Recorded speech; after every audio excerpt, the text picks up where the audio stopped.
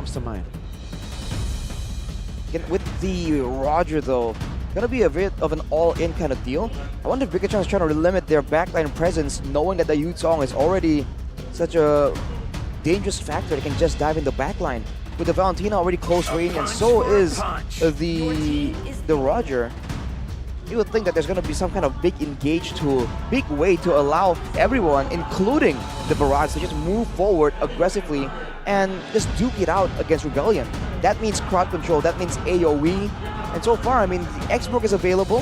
That's something that can be used, but see, Sorizo sometimes prefers some mechanical, more macro-heavy heroes. We'll have to see what is the decision that Bigetron offer go for. So Sorizo has utilized the export, banned, Barats, still possible flex, Arlet, Paquito banned, Terizla, okay, so there it is. Terizla still open for them to utilize. But there's also a possibility of maybe... Wait, that's it, CC.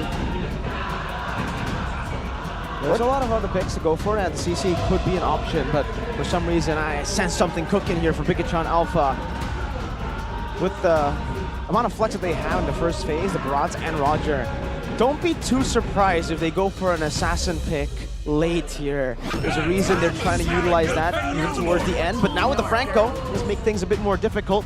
Let's see, will it be a safe choice in just picking an XP, putting the Barats in the jungle and the Roger in gold?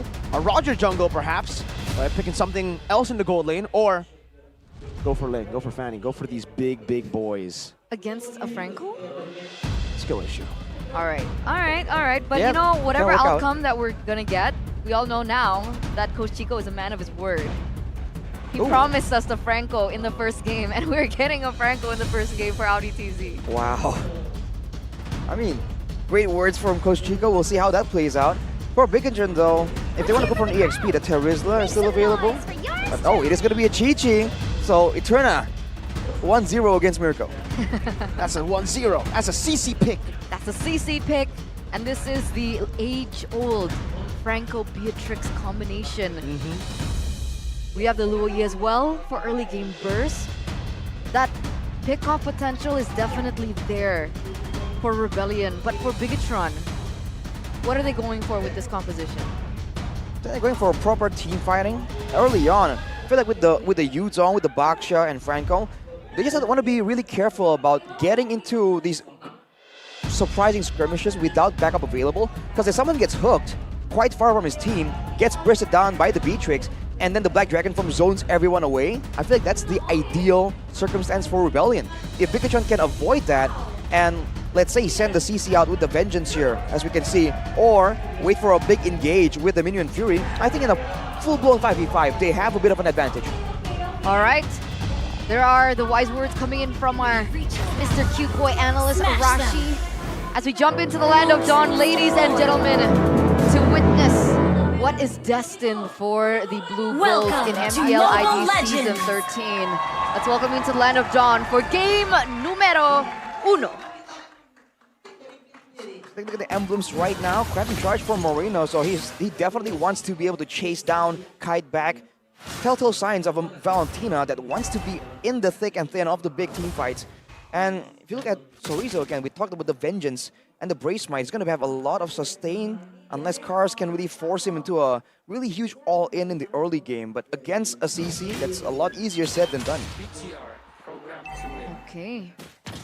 And here's the thing, right? Rebellion, they're very notorious with their pick-off strategies. Audi TZ made his debut, and he was amazing on these heroes. He was amazing on the Kaja, hence the respect ban. He's been amazing on the Franco. But what I'm worried about now with Bigetron picking up something like the Minotaur that was kind of as a response, right? I'm scared of the disengage, or the counter-engage, sorry, that can happen when they go for the pickoffs. Uh-oh, Kizo. Yeah, full dive here. Taking a lot of turret. Aggro D going to be scratched down, and Super Ken doesn't use the Detonator's welcome. Well played. A very clean dive. And this is not how Rebellion wants this game to play out. They want to be the aggressors, the ones that are active. I mean, all the TZ with agility and the Wilderness Blessing, he's trying to be around the map as much as possible, along with Vincent. But for now, Bigetron with the laning power they have in each lane, they are the ones forcing Rebellion to try and salvage or stop, you know, the hemorrhaging of these laners. But now here we go. Another PM to the top side. Gonna help clear as fast as possible. Both Moreno and Chorizo get so much prio off that. Yuzong should usually have a little bit more of the prio for clear, but Bigetron are just on it now. Turtle, #1. Started off, reset it though. They'll take their time. Moreno with the IMU does have a hold on the Black Dragon form. Trust that it will work out, but wait. Goodness Fury used up together now. Moreno stolen away the Black Dragon form. Vincent already using that Poisson as Chorizo. Pops down a bit of damage.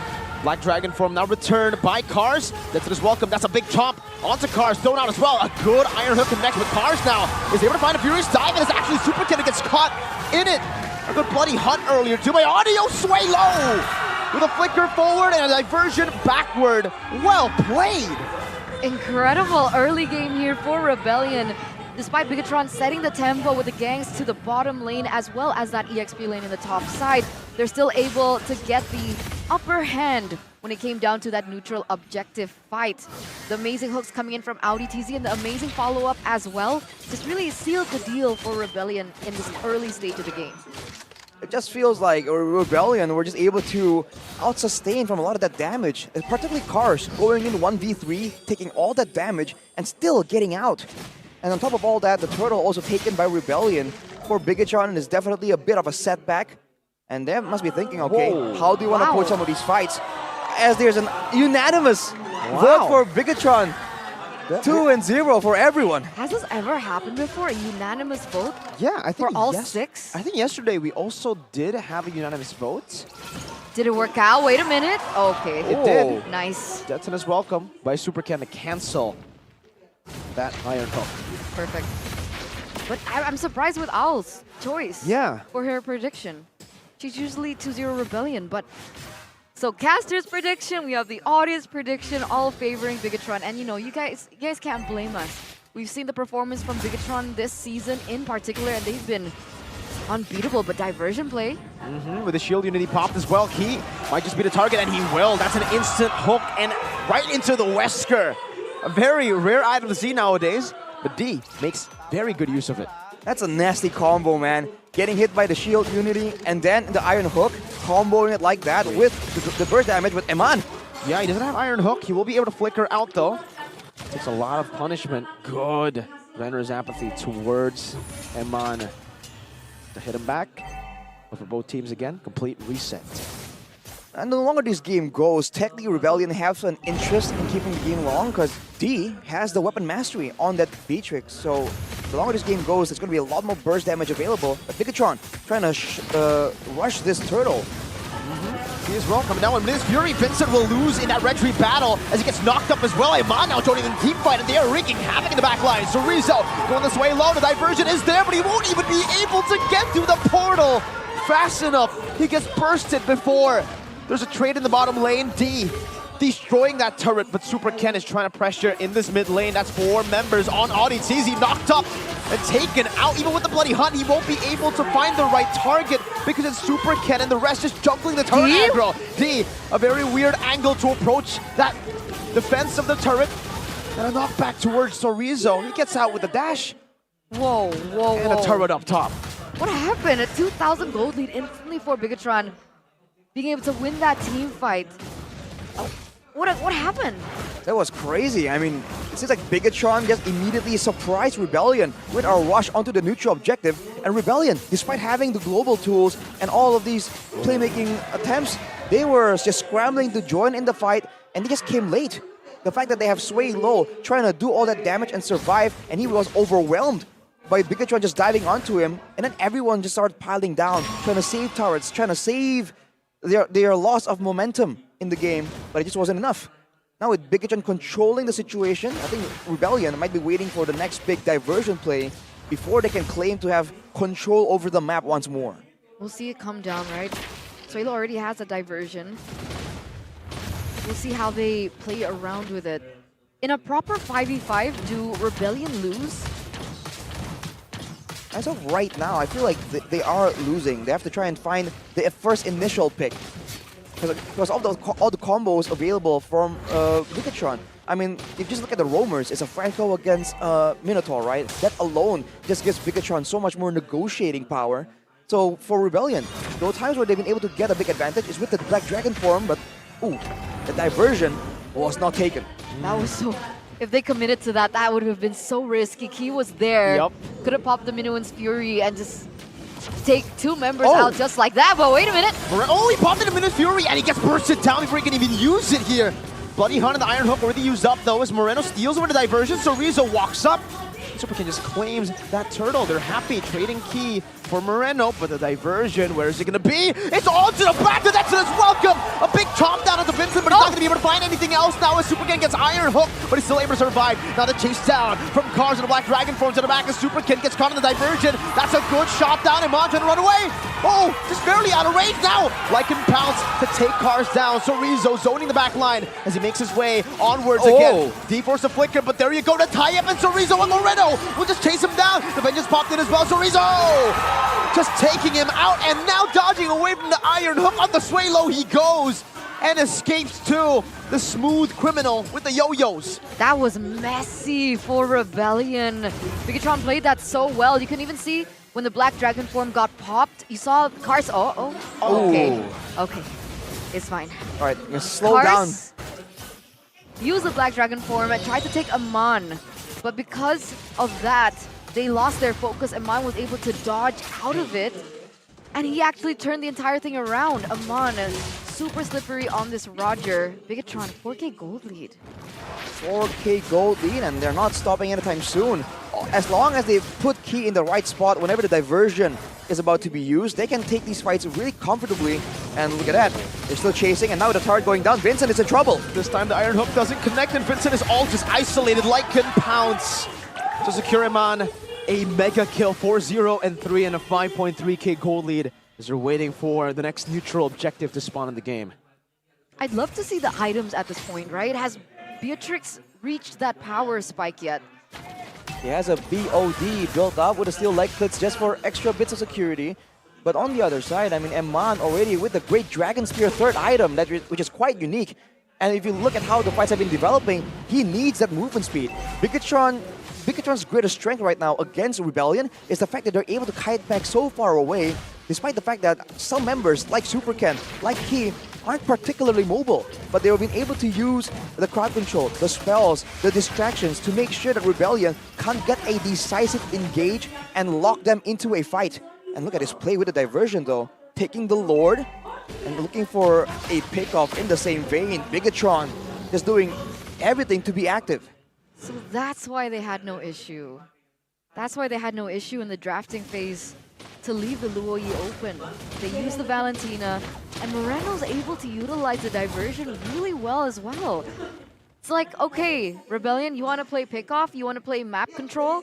We can do the same thing as well. Watch Moreno utilize it, and they have been getting a lot of value with this ultimate too. If you look at the gold disparity here, especially in the EXP and gold lane, almost 2K. For Sorizo, of course, 5 and 1, that certainly helps his case. He went for the Oracle as well, so more sustain, more healing from him and Key in this big fight. And that means that the only, if Suelo wants to take advantage of that, he needs to direct his damage onto the CC. But Sorizo is never with the team, so he's forcing Suelo to pick. He is still in the bottom lane, only now just recalled using the Bandit's Rage. But they've already taken almost half of the turret. Oh, a good Iron Hook by Onichizi saying goodbye to Super Ken. He'll be melted inside a Rebellion's base. And there's a diversion play. Nobody takes it though. Vincent still just running around with the shield unity. Another Iron Hook comboed in together with Sorizo. Oh, it's a good cancel by Key now with his Fury on the Vincent, still able to survive for a bit. Lycan pounce in the back, no bloody hunt to be used up. And Man shut down by Nibiru. Huge, a 1-for-2 trade, and they take out Eman. That's a good way to shut him down. Already at a 5-0-3 now. It will hinder his development by just a bit. Diversion play. Oh. But wasn't used to go for a pickoff right here, but look at the Black Dragon form. He's zoning them away, denying any. So, whoa, Moreno just got deleted there as he walks in to 4 members. Bigetron Alpha walking back. They have defended that tier 1 in the mid lane. Oh, they get a tier 2 in the bottom.